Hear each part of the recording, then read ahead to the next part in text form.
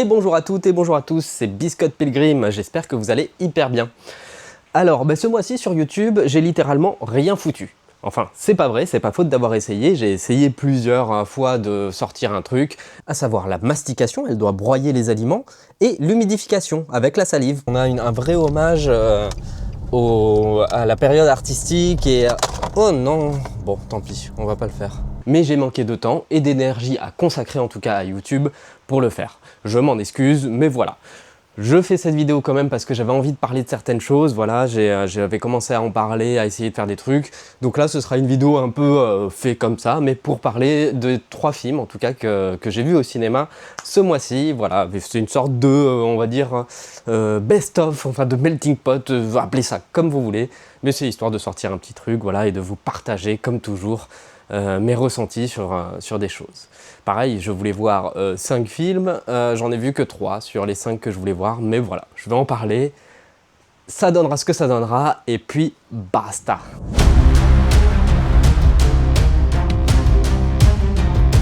Moi j'ai quand même l'impression que le cinéma, voilà, même s'il y a des impératifs économiques et que c'est un peu le bordel justement, mais qui est lié au bordel mondial on va dire, et circonstanciel, j'ai quand même l'impression qu'on a quand même de belles propositions et des choses un peu originales de part et d'autre, noyées dans le flin et dans la masse, etc. Mais on a quand même, voilà, beaucoup de propositions.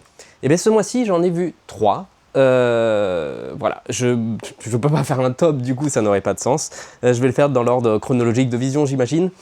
Alors, numéro 1. Le premier film que j'ai vu ce mois-ci, c'est La Venue de l'avenir de Cédric Klapisch. Alors, Cédric Klapisch, ça fait partie pour moi des cinéastes français que j'aime beaucoup. Il y a beaucoup de films de Klapisch, donc j'aime pas tous ses films et je suis pas toujours au rendez-vous. Mais il y a beaucoup de films de Cédric Klapisch que je trouve extrêmement solides. C'est quelqu'un qui a un style, qui a en tout cas une velléité artistique réelle. Voilà, c'est un nom aussi, hein, respecté dans le milieu, etc. Donc c'est toujours la politique de l'auteur à la française, mais je trouve qu'il prend toujours la peine de se renouveler, de ne pas faire du Klapisch à chaque fois justement. Il ne fait pas 10 fois l'auberge espagnole.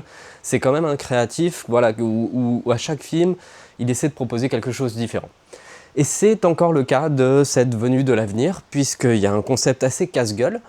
C'est très simple. Donc, des gens d'une même famille qui ne se connaissent pas, de la cousine éloignée, mais qui sont issus de la même descendance, se retrouvent parce qu'ils sont héritiers d'une maison en commun, voilà, de leur ancêtre en commun.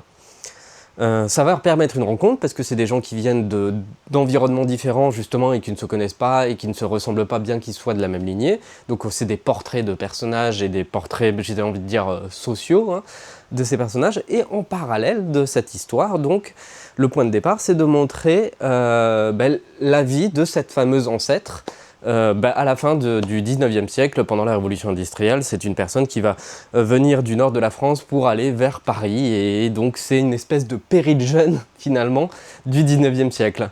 Au 19e siècle, de voilà, voir quel est le parcours de cette femme, c'était quoi la vie à cette époque, etc. Et donc c'est une mise en parallèle un peu existentialiste entre les deux. Je pense qu'à ma manière d'en parler, on a compris. J'ai beaucoup aimé le film. C'est un film qui m'a touché.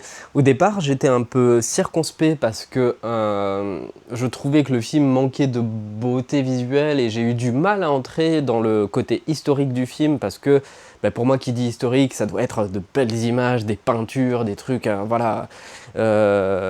Et finalement, comme souvent chez Klapisch, je trouve que l'emphase ne passe pas forcément par le visuel, mais passe par la justesse de son récit et la justesse de ses séquences et la poésie qui se dégage des concepts de ces séquences.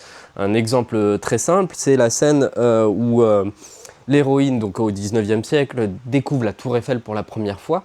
Je trouve qu'en termes de mise en scène, là où on aurait pu avoir un côté un peu Spielbergien, avec une musique, une emphase ou quoi que ce soit, bon, ça c'est un choix artistique, il a choisi de ne pas mettre de musique pour, j'imagine, respecter le côté solennel du moment, mais par contre je trouve que voilà, ça manque de poésie, ça manque de puissance. En revanche, la scène fonctionne parce qu'on le vit à travers le regard de l'héroïne. Donc je peux pas dire que voilà, c'est juste un point de vue et une proposition et c'est la sienne, donc je ne peux qu'adhérer. Surtout qu'au fur et à mesure de ça, donc une fois que ces blocages et que cette différence, on va dire, de langage entre lui et ma perception du langage du cinéma, donc entre le langage de Klapisch, hein, qui est celui qui fait le film, et moi, mon langage de spectateur, il y a eu une rencontre, et après derrière, du coup j'ai vraiment beaucoup aimé le film. Le pitch part pour lui, voilà, c'est un film qui se ressent sur ça, je trouve que ça met en perspective des questionnements existentiels justement, parce que sur la notion justement d'héritage de vie, de qu'est-ce qu'on va laisser aussi à travers nos existences, hein. Il y a le thème qui est clairement évoqué avec le personnage de Zinedine Saoulem. Et voilà, et puis il y a une sensibilité, un rapport à l'art, un hommage à l'art impressionniste, hein, sans spoiler, mais il y a un hommage à l'art impressionniste qui est extrêmement présent, hein, qui est au cœur aussi du récit. Voilà, toutes ces choses-là m'ont profondément touché, et c'est un film justement qui est extrêmement inspirant, qui nous fait nous poser des questions sur nos existences, voilà, qui est sans gravité, sans dramaturgie ou quoi que ce soit, hein. C'est un film relativement léger, mais lourd de sens, et en tout cas de très poétique. Et on en ressort, voilà, avec, je trouve, une inspiration profonde, parce que la manière dont il rend hommage aux artistes du 19e siècle, c'est une manière aussi de les pérenniser et de montrer que voilà, les choses restent, quoi, la créativité reste à travers les âges, à travers le temps, mais aussi les petites histoires, celles qu'on ne connaît pas, celles des gens qui n'ont rien fait, entre guillemets, qui n'étaient pas connus, etc. Cette histoire compte aussi. C'est aussi ça le thème du film, je trouve. Et voilà, pour cette raison, le film vraiment m'a beaucoup touché, et je le recommande en tout cas à ceux qui pourraient être sensibles à son langage et à son récit. Le deuxième film que j'ai vu ce mois-ci, c'est un film que j'attendais beaucoup, tout simplement parce que j'aime beaucoup le film original, c'est le remake live de Dragon. Vraiment, c'était un des films, on m'aurait dit, voilà, pour l'année 2025, un des films que j'attendais le plus, c'était lui. Pourquoi ? Parce que je suis un fan absolu du film original, j'adore ce qu'il raconte, j'adore la manière dont il raconte, j'adore son humour, j'adore son bestiaire aussi, c'est un vrai film de viking, c'est un vrai film qui utilise la mythologie, c'est un film touchant, qui met à mal son personnage principal, justement. Moi j'adore les récits de parcours initiatique. Harold, c'est quelqu'un qui en bave systématiquement, et son lien avec Croque-Mou, etc. Tout dans Dragon, j'adore. Et le 2, pour moi, c'est l'Empire contre-attaque de cette saga, quoi. Le 3, d'ailleurs, c'est le retour du Jedi aussi, donc, mais ça, bon, on en parlera peut-être plus tard. Voilà, donc j'attendais beaucoup de ce film live, parce que déjà le directeur de la photo, c'est Bill Popp, hein, qui est le directeur photo des Spider-Man de Sam Raimi, de Baby Driver, de Matrix, la trilogie Matrix, voilà, donc c'est un directeur photo de dingue. Et donc je me disais, vu que c'est Dan DeBlois, le réalisateur, auteur vraiment de cette saga, il y a une légitimité à le faire, quoi. Il y a une légitimité à le faire, et j'espérais en tout cas que ce ne soit pas qu'une redite mercantile, voilà, mais qu'il y ait une vraie passion derrière ce projet. Je pense que c'est le cas d'ailleurs, mais surtout que y a une forme de plus-value à passer au live action, parce que par exemple le visuel viking, etc., il y avait des choses à faire. Spoiler alerte, c'est pas tout à fait ça. Alors, j'ai pas détesté le film, j'ai trouvé le film correct, pour la simple et bonne raison qu'il reprend plan pour plan, enfin pas plan pour plan, mais scène par scène le film original, et que le film original, il est charmé. Donc si vous l'avez pas vu, je vous recommande Dragon, hein, la saga Dragon. Allez-y, hein, voilà. Mais j'attendais du live action qui traduise toute cette puissance-là, et qui nous propose un truc en plus, quoi, qui creuse un peu plus. Or là, j'ai l'impression qu'on perd quand même des choses. Déjà, parce qu'on se dit live action, mais j'avais le même problème avec le remake live action du Roi Lion. C'est-à-dire live action, mais en fait la plupart c'est de la 3D. C'est un film d'animation en réalité, il n'y a que les personnages. Il y a un côté cosplay dans les costumes, il y a un côté justement... En fait pour moi il n'y a pas une transition si claire avec le live action, on est plutôt voilà, dans une espèce de cosplay, de répétition, etc. Donc c'est un peu mi-figue, mi-raisin, même si j'ai quand même été touché par certaines scènes, les mêmes scènes qui m'avaient touché au précédent, et j'adore toujours ces thèmes, et on va quand même se positionner là-dessus, hein. Le récit de Dragon, il est toujours essentiel aujourd'hui, voilà, c'est toujours aussi un parcours initiatique d'un gars qui en bave, qui exulte sa différence, justement, qui a un regard différent par rapport aux traditions de son village, par rapport aux traditions de son père, de sa famille, etc., et qui remet en cause tout ça, même pas, et qui, voilà, ça remet en cause en plus les codes virilistes, tout ça. Enfin, je trouve que c'est C'est vraiment quelque chose le dragon, c'est génial pour ça, hein. Le personnage d'Harold, c'est un personnage aussi fort qu'un Luke Skywalker ou quoi que ce soit, ou qu'un Jake Sully, ou voilà. C'est un personnage archétypal, justement, de celui qui est pas bien dans sa peau, qui est pas bien intégré, etc. Et qui, en réalité, a une vision qui va transformer la vie de son village et transformer la vision du monde qu'on a. Voilà, c'est ça un peu la thématique de Dragon et que je trouve génial. C'est encore là dans le film.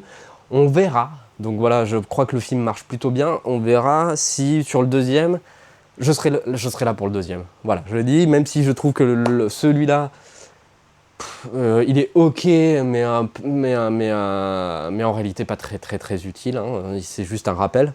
Je serai là quand même pour le deuxième parce que le deuxième, il y a des scènes qui sont aussi géniales, il y a des choses absolument fortes et pour moi c'est l'Empire contre-attaque, c'est vraiment mon préféré, le deuxième Dragon. Donc la perspective de le revoir, même en live action, même si c'est comme celui-là, même si c'est ça, j'irai. J'irai, je serai client, tant pis. Mais parce que par contre, on ne peut pas reprocher à ce projet-là de ne pas être un projet sincère, dans le sens où c'est son auteur qui est là et qui a essayé de faire de son mieux, voilà. Mais peut-être qu'il avait peut-être pas les ressources non plus pour emmener plus loin son récit, parce que le film est bien fait, c'est nickel ou quoi que ce soit, mais par exemple les séquences de vol, ça manque de génie, ça manque d'idées de mise en scène, c'est beaucoup de fond vert, de chants, il y a une séquence de vol entre Harold et, j'ai oublié le nom de personnage féminin, je m'en excuse, mais c'est une scène de vol sans le fond vert, et du coup, dans une scène de vol aérien, la notion de mouvement, elle est quand même hyper importante, et donc ce statisme avec ce fond qui défile, etc., on n'y croit pas et ça manque ça manque un peu de ça, quoi. Ça manque un peu de ça.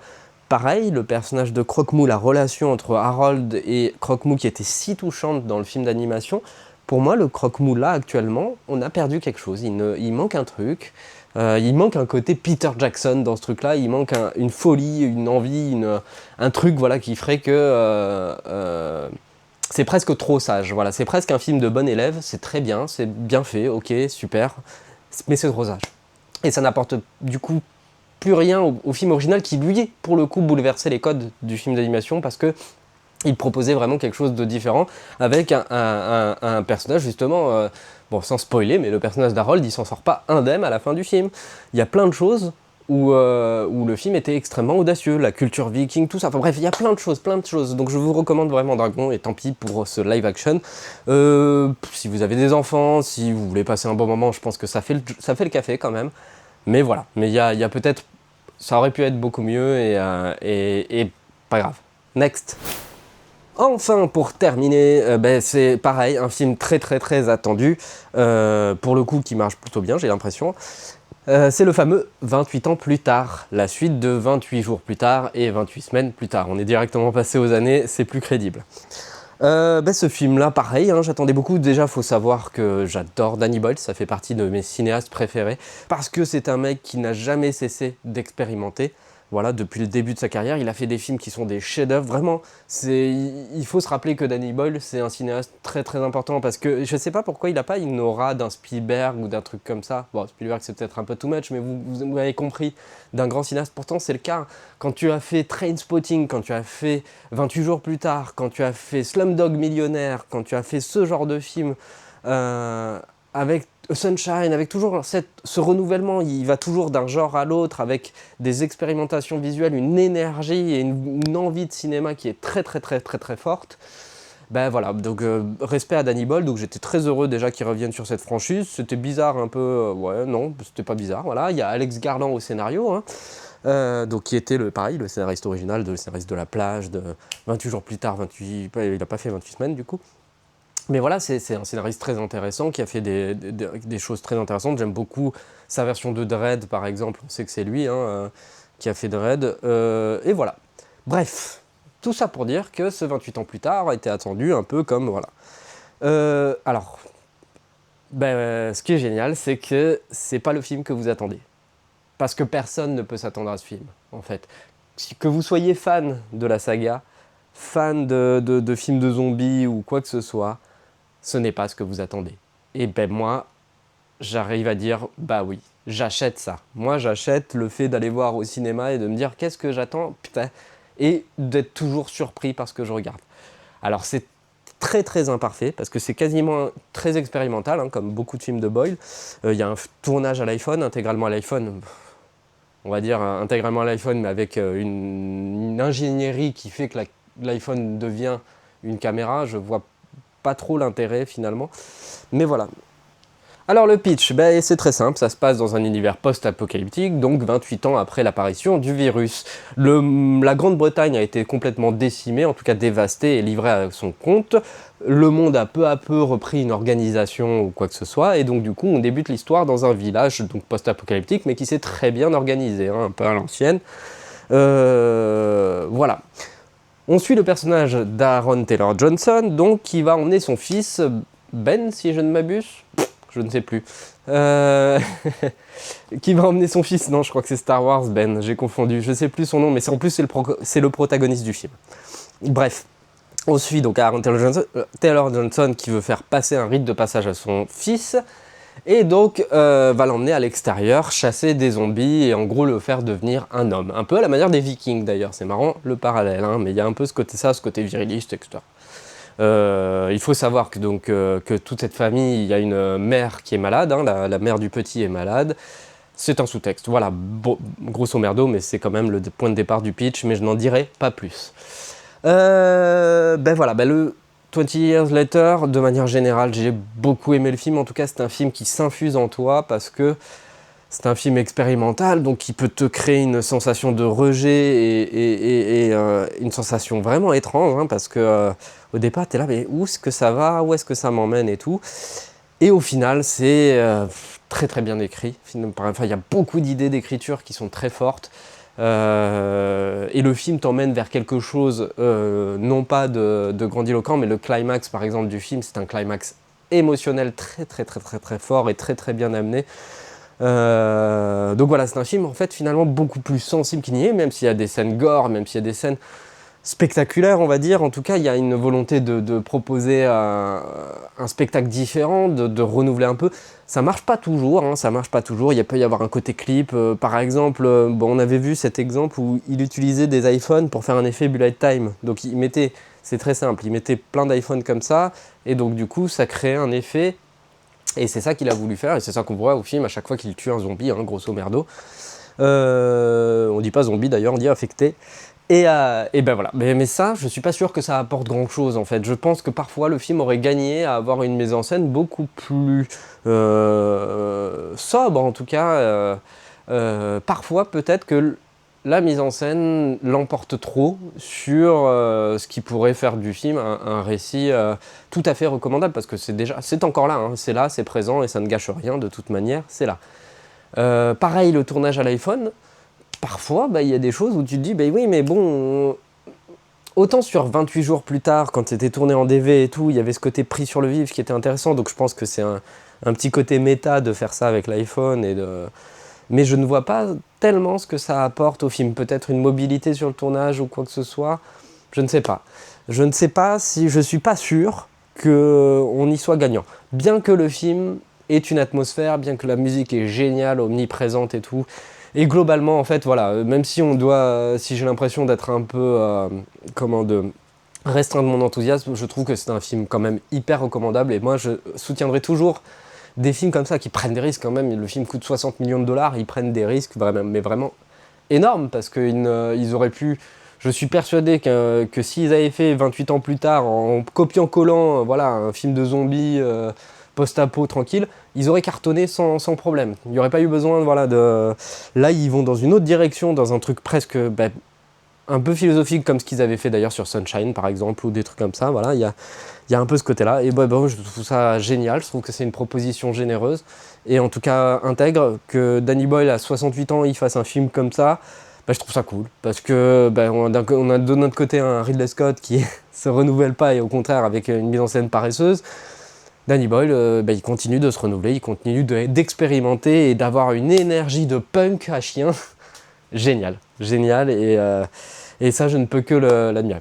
Après, voilà, le film, on pourrait dire que ça tombe un peu dans la marvelisation. Spoiler alerte, le film finit sur une fin hyper ouverte, puisqu'on va avoir la suite de 28 ans plus tard, mais cette fois-ci réalisée par Nina Da Costa, en janvier. Vous savez quoi ? Je serai là.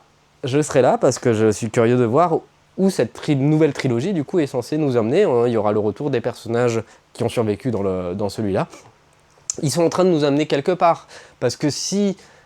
En fait, la différence d'un truc Marvel, c'est que j'ai l'impression que c'est le récit quand même qui va guider cette trilogie et que c'est le récit d'Alex Garland qui est écrit par Alex Garland. Il y a une structure, tu sens que ça va quelque part et que c'est pas juste « on va faire une suite, vous inquiétez pas ». Tu sens qu'ils ont amené des choses. C'est pas parfait, c'est pas d'une finesse toujours très subtile, mais c'est là et ça a été travaillé. Voilà. Basta. Voilà, donc en résumé, je vous recommande donc La Venue de l'Avenir, vraiment super. Dragon, si vous avez aimé le premier film et que vous avez envie de vous reprendre un petit shoot, sinon revoyez le premier film, ce sera plus simple. Et enfin, 28 ans plus tard, si vous aimez les expériences un peu viscérales, un peu fortes, allez-y.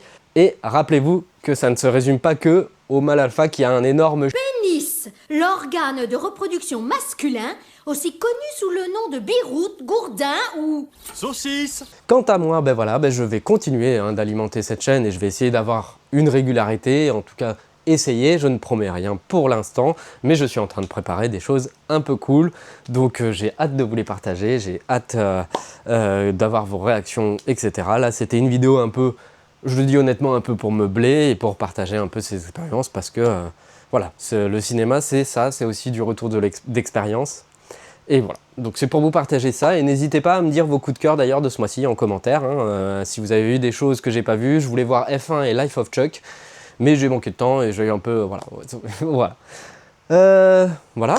Écoutez, il me reste plus qu'à vous faire des bisous, à vous dire surtout de prendre bien soin de vous et de vos proches, c'est toujours le plus important, et je vous dis surtout à très bientôt.